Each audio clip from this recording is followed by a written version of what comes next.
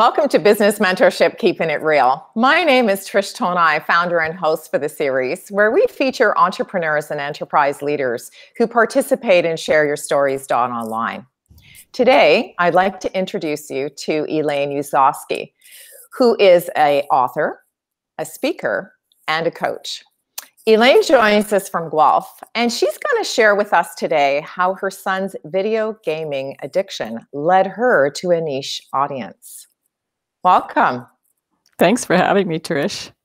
You know, Elaine, first of all, I need to congratulate you on sharing what must have been a very personal and painful experience to go through with your son. I know that you do it because you're helping others sort of navigate similar experiences. So give us a few highlights as to perhaps even how you found out that your son was having this type of an issue, because he was in university, right? Yeah, he was in first semester of second year at Guelph, actually. And we were actually living in Caledon at that time. And I did suspect something was not right. I asked many questions. Of course, I got the typical answers. School's hard. I don't have time for showering or eating, or, you know, when I noticed, an odor from him, and I noticed that he was losing some weight. And then eventually the university caught up with him because he had stopped attending classes. He literally was gaming 16 hours a night until he would pass out, sleep all day, and start the process all over again. Eventually, he completely gave up grooming and was eating very little. And so the university said, it's been 2 months. You're not even registered as a student. You cannot live in residence, and gave him 3 days for the locks to be changed. So at that time, he wasn't seeing this as a video gaming addiction. He just knew he needed a place to live, and he had to come clean and tell us that he wasn't attending school. So he sent an email. And I started putting the pieces together after that and started recognizing the signs of addiction. Wow. So how long did it actually take for the, the registration of the fact with him that he'd had this issue, and then in order for him to turn the corner to obviously be in a thriving environment now? Well, I initially detoxed him from the gaming and, added exercise and got some weight back on him. He was 6'2" and had dropped to 127 pounds. He was in pretty bad shape. He was emotionally a mess. So I got him to some counseling. 8 weeks later, he returned to second semester. We learned that first year he had lost 3 credits because of the gaming in first year. So he went back to get those 3 credits again, so he wouldn't fall behind 2 years. And he denied it was an addiction for quite some time and had several relapses, but he realized that he did need to detox while he was in school as much as he could, because he realized it was getting in the way of what he wanted. He wanted the degree. So it was a process of 2.5 more years before he finally had his aha moment and said, okay, I'm addicted and I need to stop. So now, as a mom, how did you transition from obviously being very connected with your son's situation and now becoming such an international speaker on the topic of video gaming addiction?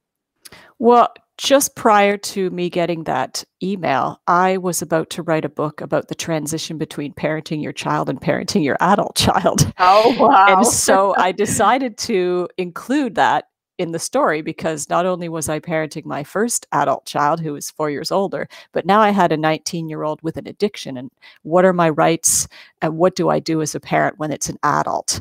So I just included it. Now, at the end of the story, there's no resolution. He's still in denial. We're still struggling through it.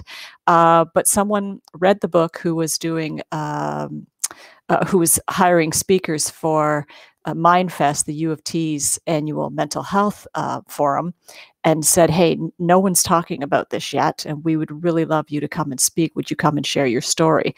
So they asked for, an hour with PowerPoint, and I was pretty green at the time, so I'd do a lot of research for the next couple months. And so I spoke there, and there was someone from CAMH, the Center for Mental Health in Toronto, in the audience, and someone from the Catholic School Board, and they approached me afterwards and asked if I would start speaking. So you did. So I did. Right. I had no idea it was going to lead to this.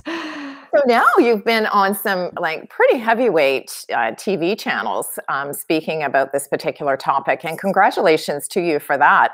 Thank So you. for our viewing and listening audience, tell us a little bit about how this international accreditation as being not only a thought leader, but an influencer on the topic has came about. Well, I connected with a gentleman named Cam Adair who has founded GameQuitters.com. It's a large website forum for gamers, and he has a support system for parents.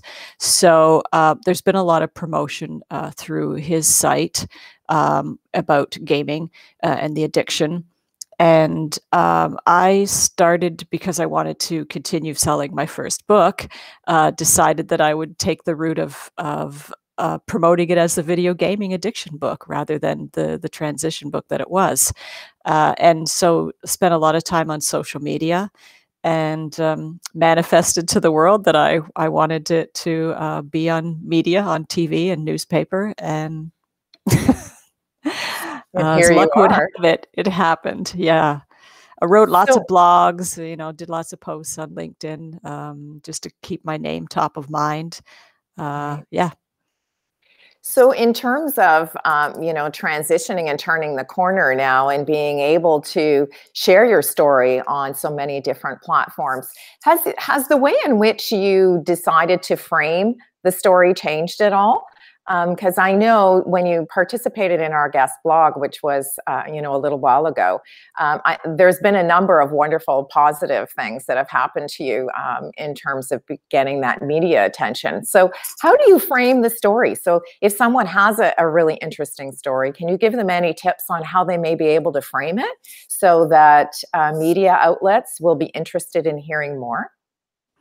Well, I think first, if you have a success story, it helps because Yeah. people want hope. They want to know they're not alone as well. So I approach it from that aspect, that I don't want any other parent to feel the isolation and loneliness that I felt, because we're talking back in 2014 where there wasn't a lot of support, and really none of my friends had even heard of video gaming addiction. So I really approach it from I want to be there as a support person so that you don't feel like you're alone, and I'll travel this journey with you. Just inspire people to not give up on their kids, to keep going. That we get so focused on the problem, which is the addiction, that we forget that there's a person behind that addiction. And so my big approach is to use compassion and try to find out what it is that your child is hungering for, that they're not getting in life, that they're looking for in gaming. Tell us a little bit about how you manifested this journey, because I think, we all hear about visualization and journaling and, taking all of those positive steps towards creating the life that we want to share. How do you feel that manifesting has actually given you that opportunity to the trajectory for success? I would go back to even before I wrote the book. I was sitting in a network event, and they put us through a visualization exercise and asked us to close our eyes and see ourselves in the next 5 years. What did we see? And I closed my eyes and I saw myself standing on a TEDx stage talking, and opened my eyes quickly thinking, what was that? Wow. Yeah, exactly. Because I was in holistic health at that point. I wasn't even thinking about getting up and speaking.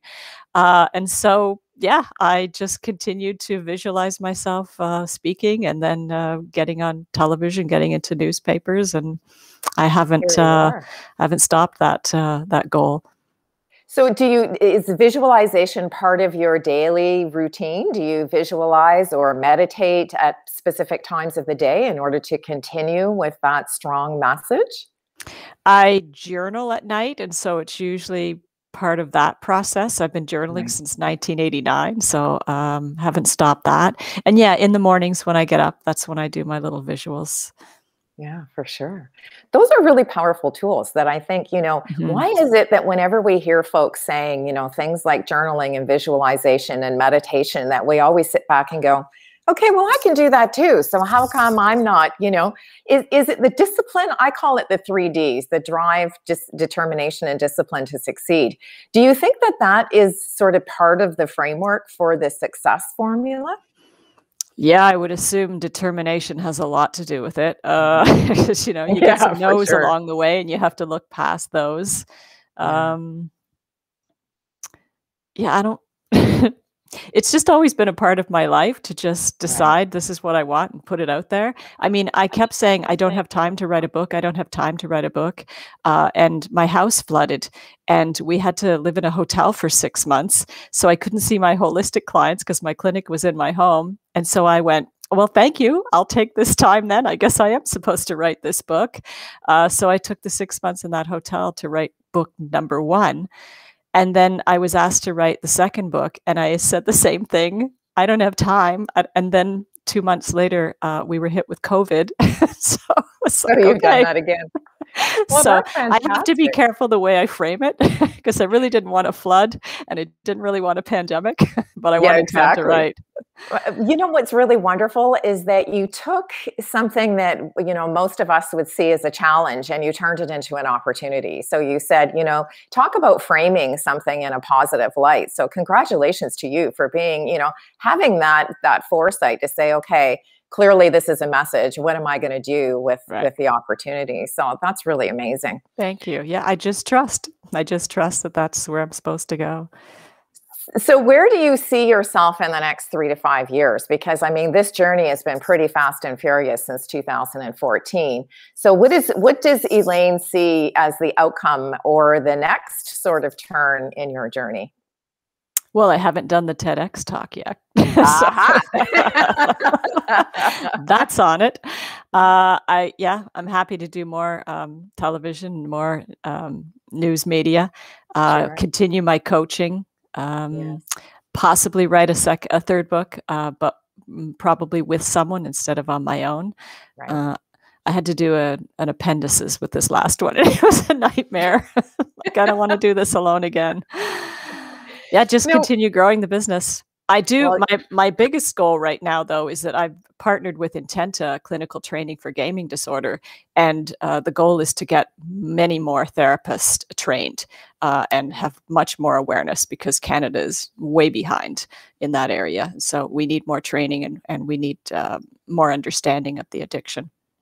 Well, I certainly, you know, accredit you for having the determination to see an opportunity, seize the opportunity, and also that give back, because really what you're doing is trying to help other people turn the corner and make a change in their own life. So congratulations to you for making all of those sort of positive changes that are helping other folks. Thank you. One of the things that we do in the guest blog is we ask everyone to share 3 words of advice. So your 3 words are understanding, communication, and perseverance. So tell us a little bit about why you felt those 3 words were important for you and your journey. Well, first of all, I knew my son did not want to be 6'2" and 127 pounds locked in a dorm room gaming all night and not pursuing his future. So I knew that there was some underlying issue to the addiction. And so I had to be very understanding and approach it with a lot of compassion. What was the second one? I've forgotten. Communication. Communication. Well, and thus we had to communicate about it. And we had to communicate in a very meaningful way. You know, I chose not to be angry. I chose to really try to show as much compassion for the struggle that he was managing, and use also the communication to keep him accountable, because, you know, he needed a recovery plan and still does. He's been 3.5 years completely detoxed now, I'm happy to say. And my third one was perseverance, of course, because he was in such denial. I just had to continue rolling up my sleeves and pushing through. I, at one point, had said to him, you know, you can hate me for the rest of your life, but I'm going to save you from yourself, because he wasn't at a point then when he would accept that it was a problem, and he really did need the support and help. Well, I'm sure that anyone who's listening to our discussion today is going to find some strength in being able to pursue their own journey, because you've done such a wonderful job of not only manifesting the success, but doing it with a lot of empathy and a lot of heart for you know, those other folks who are going through similar experiences. So I thank you for that, and I certainly wish you continued success on your journey. Thank you so much, Trish.